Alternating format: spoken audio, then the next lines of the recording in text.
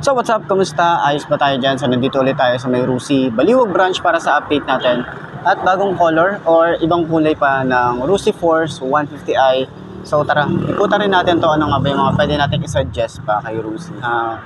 Pwedeng maging upgrade nitong bagong-bago nilang motorcycle. So tara, ikutan na natin at alamin na rin natin yung presyo and then yung specification nitong motorcycle na to.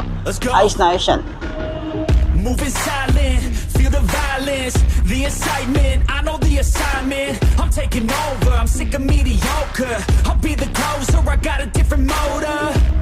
I got a mission to win it, some ammunition to get it. Don't need permission to finish, got an addiction that's gripping. Got some convictions I'm living, once I'm committed, I'm in it. Got a prediction, I'm winning. They're the pure bloods, I'm the hybrid. They hate change, so they try to push and fight.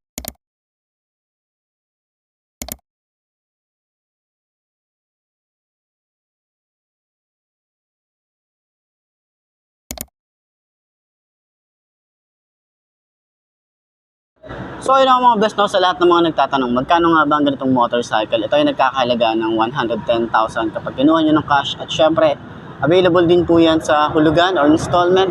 Lalagay ko na lang din yan sa screen nyo para at least meron tayong reference. Okay, so yun na nga, sa lahat ng mga gustong kumuha, available po yan ng dalawang kulay dito sa may Rusi Baliwag. Meron silang kulay black and kulay gray.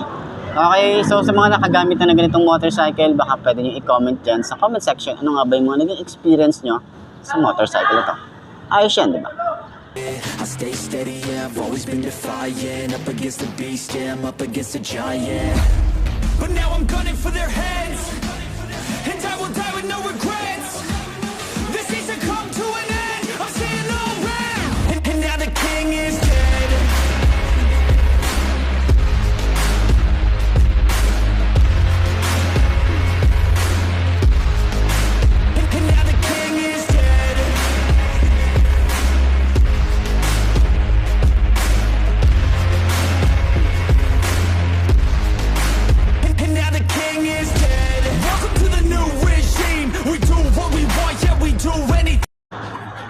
Okay, kung last time nakita nyo na inupuan natin yung kulay gray, ito naman yung kulay black. So makita natin yung lining dito na meron siyang kulay yellow or kulay gold. Meron ding gold part dito.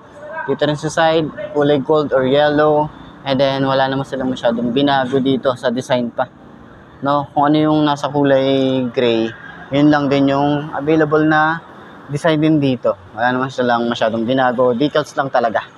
So, tatlong kulay yata itong nilabas nila. Meron pa itong kulay gold or yellow, no? Kulay gold na yun yung mga madalas ko nakikita. Pero itong kulay black and yung kulay green na nasa likod ko, yun talaga. Kaya gusto ko din i-update kayo dito kaya kung bakit inulit natin yung walk around dito. Kasi gusto ko rin ipakita sa inyo ano nga ba yung mga bet nyo na color scheme or color variant, colorway, kung ano man yung tawag, iba't ibang kulay para makapili kayo kung napanood nyo na sa ibang channel yung ibang kulay na gold.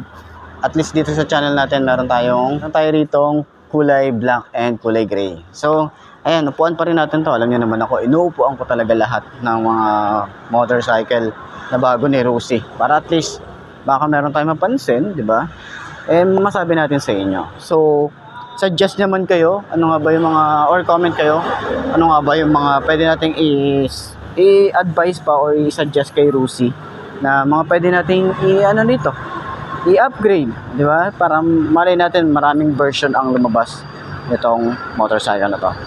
So, yan, 5'2" yung ating height nga pala. Sa mga nagtatanong ano yung height ko, 5'2" po ang ating height. Yan, so mababa lang yung clearance nito pero mabigat yung motor, oo, kapag inuusad mo, parang si RFI 175, pero pag naitayo na natin, pwede nating hawakan or bitawan yung ating handlebar. Pwede nating sayaw-sayaw pa nga yan dyan eh. Tapos, yung ating position dito sa ating upuan, medyo nasa dulo tayo ng konti. Pero kapag umaandar naman na tayo, ang ginagawa ko dyan is umuusad talaga tayo. Ayan.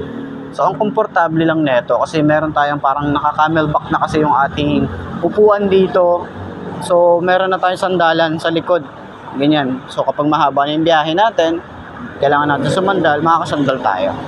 So, yun yung kagandahan dito sa motorcycle na to.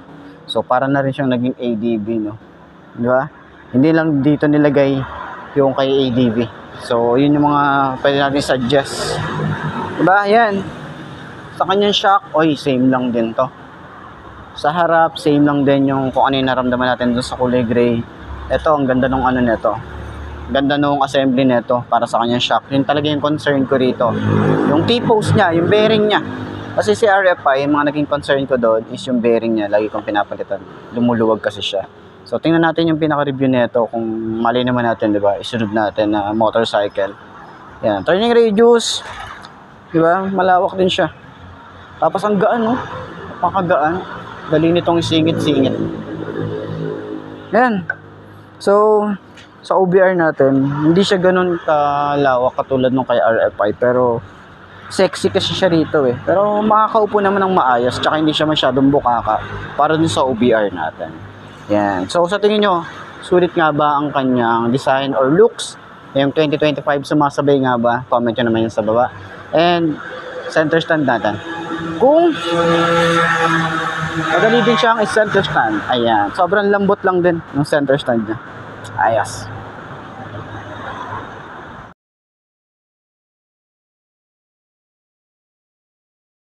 So ayun na nga, nakita natin yung dalawang kulay dito. Kung last time, nakita natin yung kulay gray na meron siyang lining na yellow-green and blue. Dito naman sa black is meron tayong kulay gold and gray. Ayan. So, ang pinagkaiba lang naman is yung decals dito. Ayan, yung decals dyan. Kulay white naman yung rusi dito. Doon naman sa kulay gray is kulay black. Ayan, dito sa side, kulay golden. Kulay golden yung lining dito compared dun sa kulay gray na yellow, green, and blue. 'Di ba? So, ano nga ba yung mga pwede nating i-suggest kay Rusi na pwede nating mga upgrade para sa new version nitong motorcycle na to. Huwakan na natin. Let's go.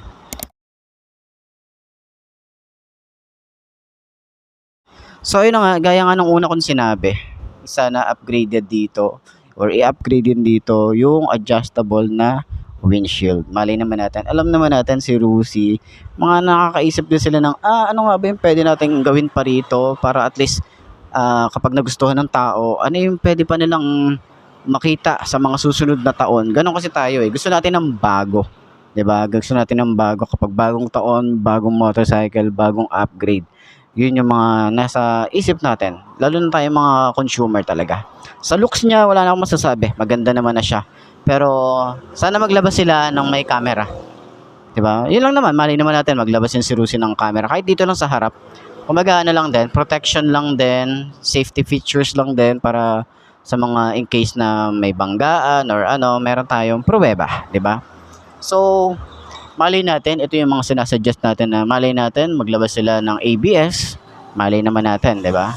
Tapos, try nga natin kung naka-inverted forks. Or maganda kung meron din tong rubber boots dito. Para iwas gas-gas sa ating shock. Di ba? So, sa gulong, wala naman na tayo masyadong gustong baguhin dito. Kasi okay naman na yung size niya. Maganda naman na siya. Cordial na yung kanyang brand. Siguro try natin gawin tong gold yung ating gulong or yung ating mugs, gawin natin gold, no, harap at likod. Malay naman natin maglaro din tayo ng color dito. So kung kulay black to, kulay black to. Kung kulay gray yon, kulay gray din dapat yung ating mugs. Malay natin, di ba? Kung pwede lang naman. And dito nakita ko kasi yung foot pegs nitong si ADV. Baka pwede rin siya dito. Di ba? Baka pwede lang din naman. Yan lang naman yung masasabi natin. And dito, okay na ako dito. Di ba? Ang suggestion ko na lang dito sa switches niya, itong kill switch, gawin nilang start and stop system. Malay natin magkaroon din. And dito naman is TFT display. Malay naman natin talaga. Yun yung mga talagang pangarap natin para kay Rusi. Color display naman na siya, pero malay natin magkaroon ng TFT display. Malay natin, di ba? So, ayan, meron naman na tayo ditong USB charging port, yung ating susi, mali natin maglabas din sila ng keyless na disuse. Yan, isa sa mga pwedeng upgrade katulad nung kay RFI 175 from keyless naging keyless with key, 'di ba? Ito naman key with keyless, binaliktad lang. So ayan, malaki naman na yung kanyang gas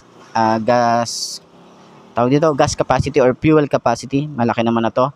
Pero sa 150cc, mas mas tipid to compare kay RFI 175 kasi si RFI malakas talaga sa gas, nasa 30 to 35 kilometers per liter.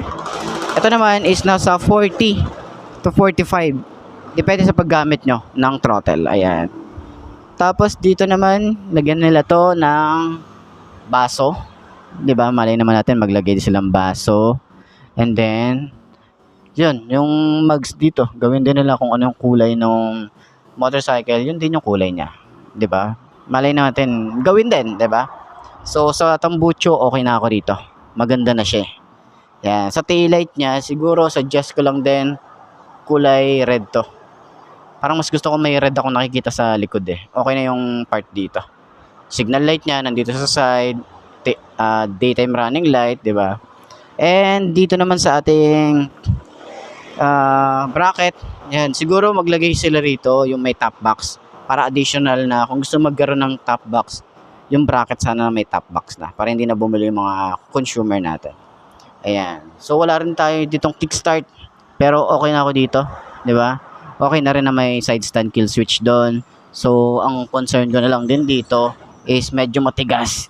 Yan, matigas talaga, sobrang higpit. Yan, sobrang higpit no ating side stand dito. So, sa upuan, naka-camelback na rin naman na tayo rito. Okay na ako dito. Maganda na rin yung kanyang upuan. Talagang komportable tayo rito. Tapos, naka-hydraulic seat na rin tayo rito. Yan.